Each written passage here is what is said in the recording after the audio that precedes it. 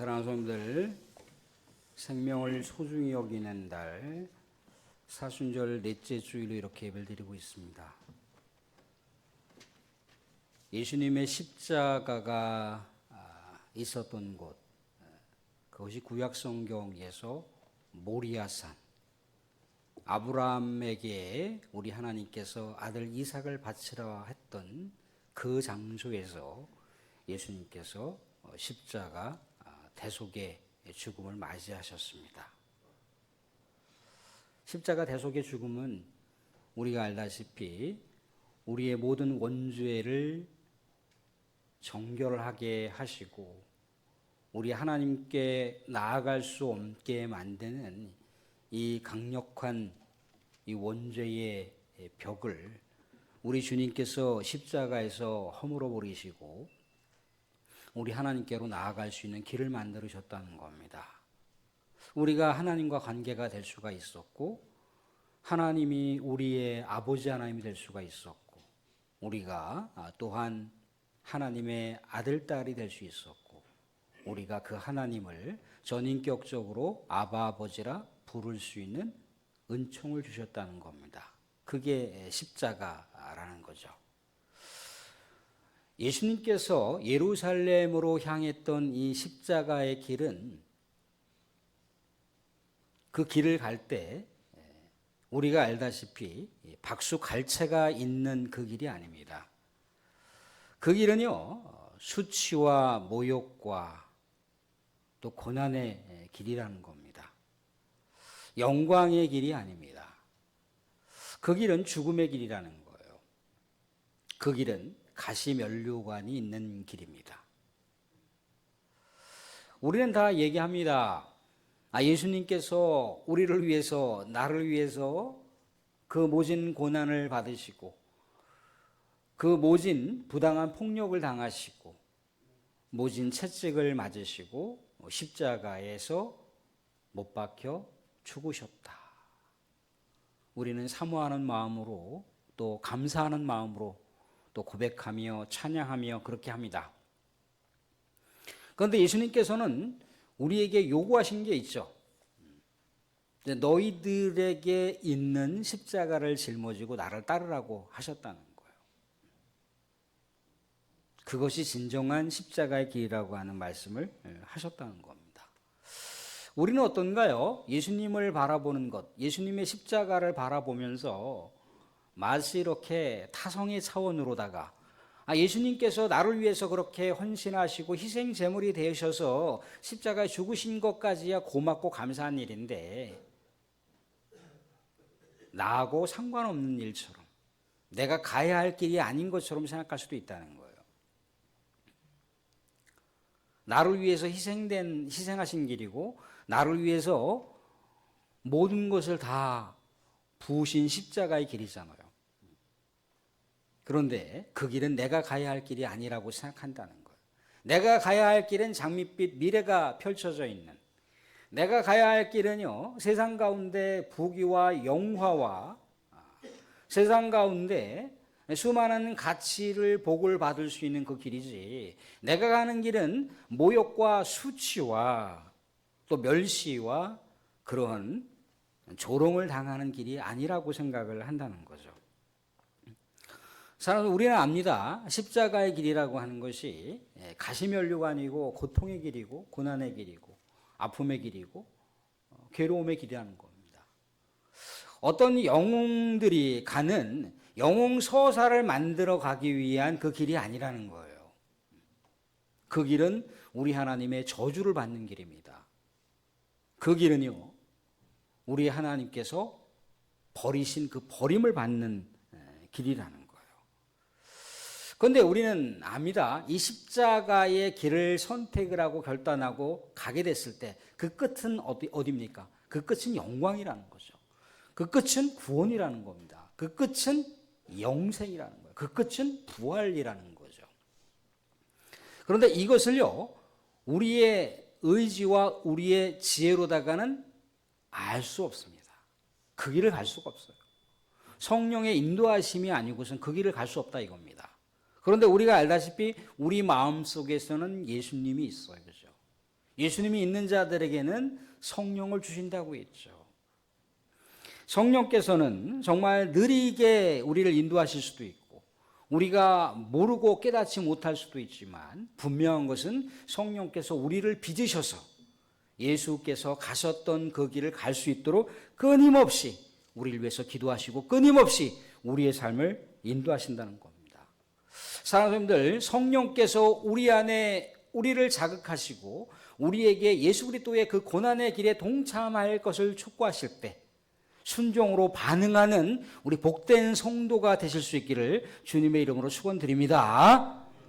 오늘 말씀 가운데도 우리가 사순절을 보내면서 예수님께서 예루살렘으로 가는 길이 어떤 길인 것인가를 말씀하시고 있습니다. 오늘 우리가 읽었던 앞절 몇 구절을 보시게 되면은 예수님께서 이제 예루살렘에 가게 되면은 나는 유대 종교 지도자들에게 넘겨져서 고난을 당할 것이고 이제 이방인에게 넘겨져서 십자가에서 처형당할 것이라고 예고를 해주고 있습니다. 예루살렘에 가는 길은 예수님의 죽음이 기다리고 있는 길이죠. 말씀드린 대로다가 영웅이 어떤 의로운 일을 전개하기 위해서 죽음을 결단하는 길이라기보다도 철저하게 모든 죄악을 다 뒤집어 쓰고 우리 하나님의 저주를 받는 죽음의 길을 가기 위해서 예루살렘에 간다는 거예요.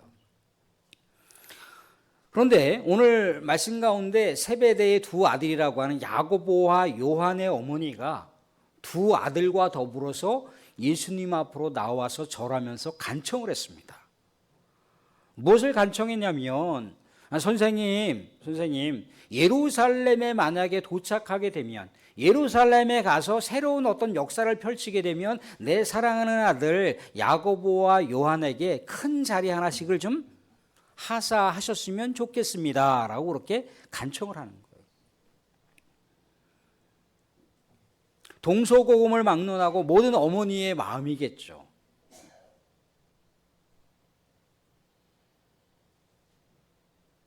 그런데 당시에 이 두 제자와 또 모든 제자와 예수님을 따라다니는 모든 사람과 이 어머니도 동일한 생각을 가진 건 뭐냐면 당시의 역사가 이스라엘이 로마의 지배를 당하는 속국으로 있었단 말이죠. 로마의 지배를 당하고 있었어요. 그러니까 예수님이 이적을 행하시고 능력을 행하시는 분이고 위대한 말씀을 설파하시는 분이니까 이제 예루살렘에 가게 되면 예루살렘을 둘러싸고 있는 로마의 군인을 쫓아내서 이스라엘을 독립시킬 것이고 옛 다윗의 영광과 같은 그런 이스라엘을 재건할 것이다라고 그렇게 제자들과 따르는 무리들은 확실하게 확신을 가지고 예수님을 따랐다는 거예요. 그러니까 예수님이 예루살렘에 가게 되면 위대한 역사가 펼쳐진다는 거예요. 이제 이스라엘이 새로운 나라가 된다는 거예요. 새로운 나라가 이제 설립이 되면 예수님께서 이스라엘의 왕으로 주기를 하게 될 것이다라고 하는 것이 모든 예수님을 따라다니는 무리들이 한결같이 그렇게 생각을 했다는 겁니다. 그런데 알다시피 예수님은 지금 예루살렘에 가서 위대한 역사를 쓰는 것은 맞는데 어떤 영웅들이 만들어내는 위대한 역사가 아니고 철저하게 우리 하나님의 버림을 받는 희생 제물이 되어서 예루살렘에 십자가 처형당하는 그 길을 가는 것이 예수님의 길이었다는 거예요. 그러니까 두 제자의 어머니나 두 제자가 생각했던 것과는 판이하게 다른 삶의 길을 예수님께서 가시고 있었던 거죠. 사랑하는 성도들, 우리는 입술로 예수님의 십자가를 고백할 수가 있습니다. 우리의 가슴 속에 진실된 고백을 할 수가 있어요. 그런데 그 고백이 나의 삶으로 만약에 우리가 이름도 없이 빛도 없이 그저 수치와 모욕과 또 조롱을 받으면서 그 길을 가야 한다고 했을 때 그 어떤 보상도 주어지지 않는 그 가시면류관의 길을 간다고 했을 때 그것도 우리 위대한 영웅들이 어떤 의로운 일을 하기 위해서 정말 목숨을 걸고 정말 목숨을 불사하고 가는 그 길이 아니라 우리 하나님께 철저히 버림받고 우리 하나님의 저주를 받는 그 길을 간다고 했을 때 과연 우리는 그 길을 갈 수가 있겠습니까? 그건 갈 수가 없다고 하겠죠. 우리가 예수 그리스도를 바라보는 목적이 뭔가요? 예수 그리스도를 따르겠다라고 하는 그 신앙 고백이 무엇인가요? 예수님을 닮아가겠다라고 하는 고백이고 예수님께서 가셨던 그 길을 우리가 동참하면서 따르겠다라고 하는 것이 예수님을 바라보는 우리의 신실한 믿음 아니겠습니까? 그런데 우리가 예수님을 바라보시면서 세상 가운데 박수갈채를 받고 세상의 방식으로 다 환영을 받고 세상의 방식으로 영광의 꽃길만을 가겠다라고 그렇게 예수님한테 그 길을 주십시오. 그 영광을 주십시오. 그 복된 길을 나에게 주십시오라고 한다면 이거야말로 철저하게 십자가 예수가 가셨던 길과는 다른 길을 가게 되는 거죠. 그것은 세상이 추구하는 길입니다. 그것은 예수 그리스도께서 추구하는 길이 아니라는 거예요. 그렇다면 우리가 이런 생각을 해볼 수가 있겠죠. 야, 내가 예수를 잘못 믿었나?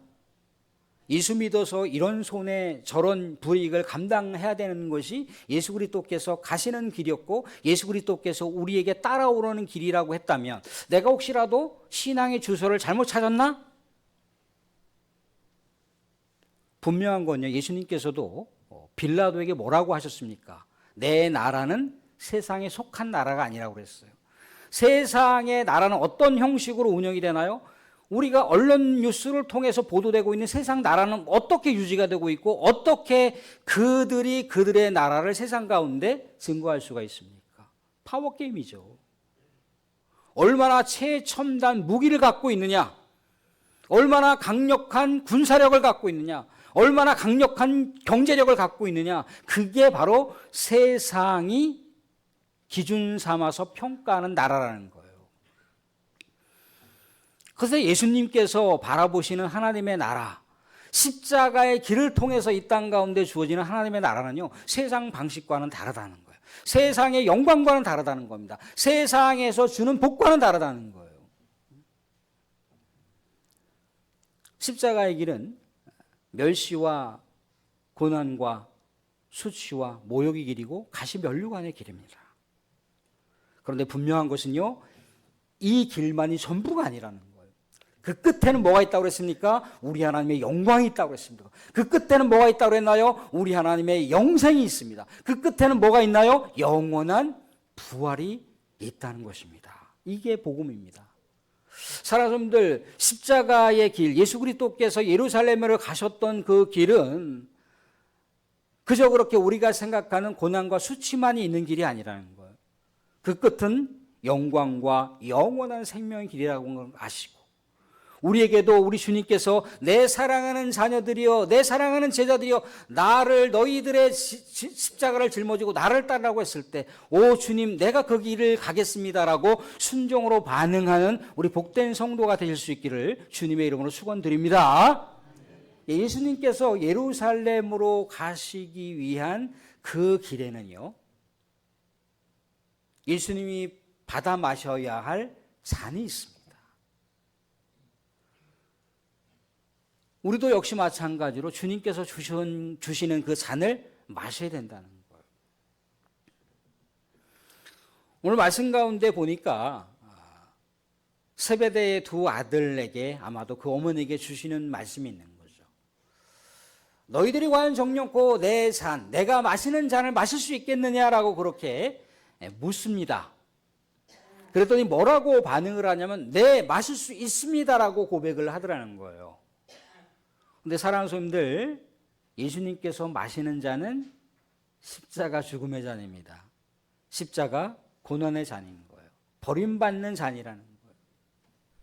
그런데 제자들이나 세베대의 아들의 그 어머니는 이 잔이 어떤 잔인지 몰랐어요.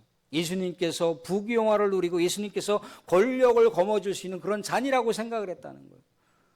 그렇다면 예수님의 잔을 우리가 마실 수만 있다면 예수님께서 이 땅 가운데 펼쳐 가시는 위대한 역사의 한 획을 긋는 일에 우리가 동참할 수 있겠구나. 예수님의 우리가 권력을 함께 누릴 수가 있겠구나라고 생각을 한 거겠죠.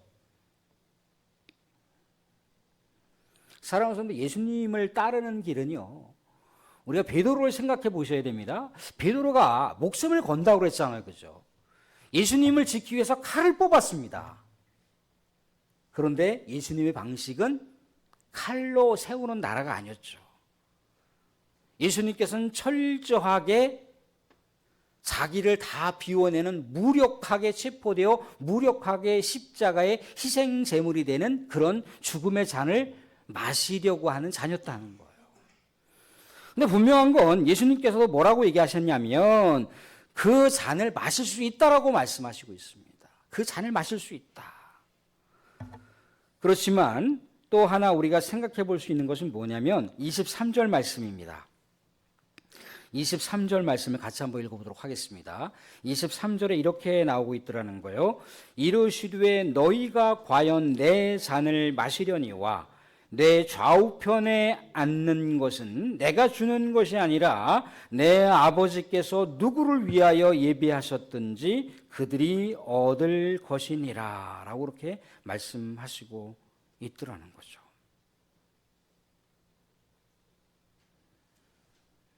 사랑하는 성도들, 예수님을 따른다고 인생의 한 방이 달라지는 게 아니에요. 예수님을 통해서 내가 뭔가 인생을 대전환을 만들어 갈 수 있는 한탕을 내가 예수님에게 내가 승부수를 던지겠다.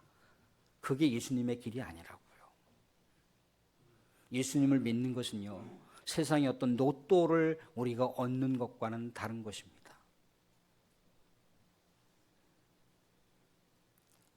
분명히 말씀하시고 있습니다. 너희가 내가 마시는 잔을 마시려니와 라고 얘기하고 있어요. 이 두 아들이 누구라고 그랬죠? 세베대의 두 아들이 야고보와 요한이에요. 사도행전 역사를 보십시오. 사도행전 역사 가운데 보면 12제자 중에 가장 먼저 순교의 제단에 피를 뿌린 제자가 있어요. 그 제자가 야고보였다는 거죠.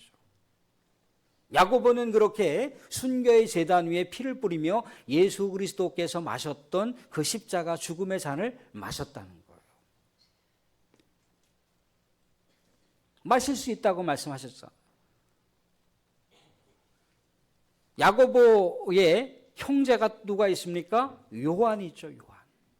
요한은 물론 12제자 중에 죽지는 않았지만, 순교를 당하여 죽지는 않았지만 그가 90세, 100세까지 이르면서 유배지에서 수많은 고문과 고통을 당하면서 우리 하나님의 임재를 사모하며 수많은 고문들과 아픔과 괴로움들과 사랑하는 믿음의 동지들이 다 죽어가는 그 광경들을 자기 가슴 속에 새기면서 끝끝내 우리 하나님의 위대한 역사가 승리할 것이다라고 하면서 요한계시록을 작성했지 않습니까?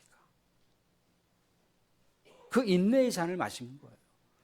그 고통의 잔을 그가 감내하면서 예수 그리스도를 사모하면서 혹여라도 이 세상 가운데 믿음의 길을 가는 백성들에게 인생의 진정한 비전, 인생의 진정한 목표를 알려주기 위해서 그 모진 고문과 고통을 당하면서까지 인내하면서 계시록을 작성했다는 거예요.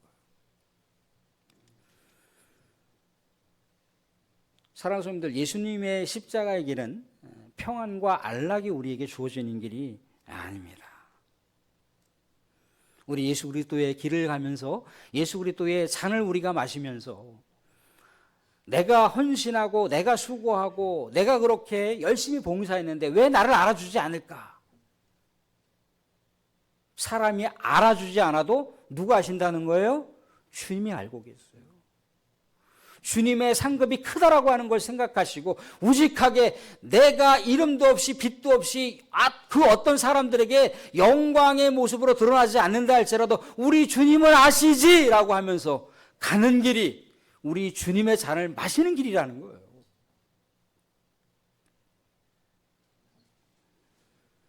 세베대의 두 아들도 그 길을 갔고요. 이 마태복음을 기록했던 마태도, 세리 마태도 그 길을 갔습니다.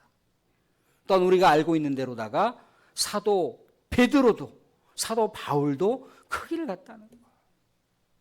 아, 주님의 길을 가는 것이 뭔가 순간적으로 일시적으로 고난과 아픔과 버림을 받는 길이지만 그 끝은 영광과 찬란한 영광의 빛을 우리 주님께서 뿌려주는, 우리 하나님께서 인정하시는 축복된 멸관이 있는 길이구나라고 하면서 그 길을 갔다는 거예요.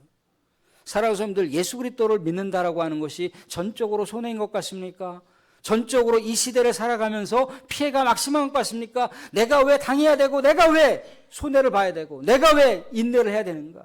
왜 내가 억울하게 당해야 된다라고만 그렇게 생각할 수가 있습니까? 아닙니다. 예수님께서는 우리가 당하는 아픔과 괴로움과 이 모든 인내들을 다 헤아릴 수 있는 분이라고 얘기하고 있어요. 그러면 그럴수록 하늘의 큰 상급이 여러분들을 맞이하고 있다라고 하는 걸 생각하시면서 여전히 우리 주님께서 사랑하는 자들이여 내가 마시는 잔을 마실 수 있겠는가라고 할 때 주님, 내가 그 잔을 마시면서 주님의 길을 따르겠습니다라고 고백으로 나아가는 우리 순종하는 백성들이 될 수 있기를 주님의 이름으로 축원드립니다. 예수님께서 가셨던, 예루살렘으로 가셨던 그 길은요, 세상 가운데 영광과 세상 가운데 권력을 보장하는 자리가 아니었다는 거예요. 오늘 말씀 가운데 보면은 두 제자와 두 제자의 어머니뿐만 아니라 10 제자들이 이렇게 예수님과 대화하고 있는 제자들 때문에 분개했다라고 하는 장면을 볼 수가 있습니다. 화를 냈다는 거예요. 분노를 해야 될 이유가 뭐겠습니까? 나머지 10 제자들도 이 두 제자와 두 제자의 어머니처럼 동일한 생각을 했다는 거예요. 아니, 우리는 입술이 없어서 우리 예수님한테 한 자리 달라고 그렇게 못한 건가? 어떻게 염치도 없지, 예루살렘에 아직도 도착도 안 했는데 어떻게 예수님한테 한 자리 근사하게 달라고 그렇게 요청할 수가 있겠어? 라고 하면서 갑론을박 그들이 분개를 하면서, 다른 복음서에서는 다툼이 일어났다라고 하는 장면을 볼 수가 있다는 거예요. 적어도 국무총리는 내가 해야 되지 않겠어? 외교부 장관은 내가 해야 되지 않겠어? 재정부 장관은 내가 해야 되지 않겠어? 그렇게 갑론을박 다투고 있었던 제자들의 모습을 우리가 연상해 볼 수가 있습니다. 예수님께서 뭐라고 말씀하시던가요? 오늘 이렇게 말씀하고 있습니다.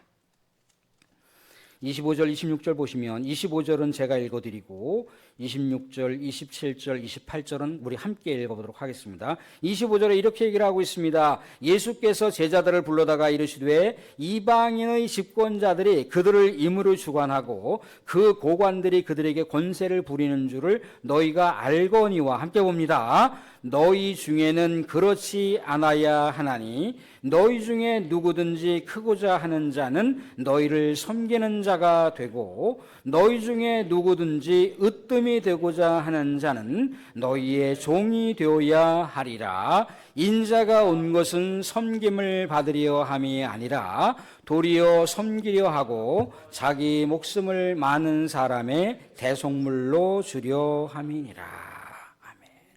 예수님을 따르는 것은요, 그 안에 무한한 영광이 주어지고 무한한 축복이 주어지지만 세상의 방식과는 다르다는 거예요. 세상이 권력을 갖고 있으면 천하를 진두지휘하고 천하를 호령하죠. 나 미사일 한번 쏴, 대포 한번 쏴, 오래 한번 날려. 그게 세상의 권력자들의 명령체계예요.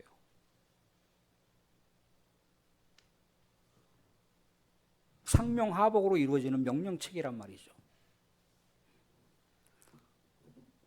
이 세상의 셈법도 그렇습니다. 예수님께서 뭐라고 합니까? 너희는 그렇지 않아야 된다고 얘기하고 있어. 너희들이 정력고 큰 자가 되기를 원하느냐? 큰 자가 되기를 원하면 섬기는 자가 되어야 된다고 얘기해요. 으뜸이 되고자 하는 자는 종이 되어야 된다고 얘기하고 있어요. 그런데 예수님께서 말만 뻔지름하게 이렇게 했으면 아이고 뭐냐 좋은 교훈인가 보다, 훈화 말씀이신가 보다 그렇게 했을 텐데 뭐라고 얘기하시더라는 거예요? 인자가 온 것은 섬김을 받으려 함이라 섬기려 하고 오히려 자기 목숨을 많은 사람의 대속물로 주려 했다라고 나와 있어요. 예수님께서 이 땅 가운데 오신 목적이 뭐예요? 섬기려고 이 땅 가운데 오셨다는 거예요. 자기 목숨을 바쳐서 영혼들을 살리기 위해 오셨다는 거예요. 이것만큼 섬김의 본체가 어디 있겠습니까? 이것만큼 섬김의 모델이 어디 있겠어요?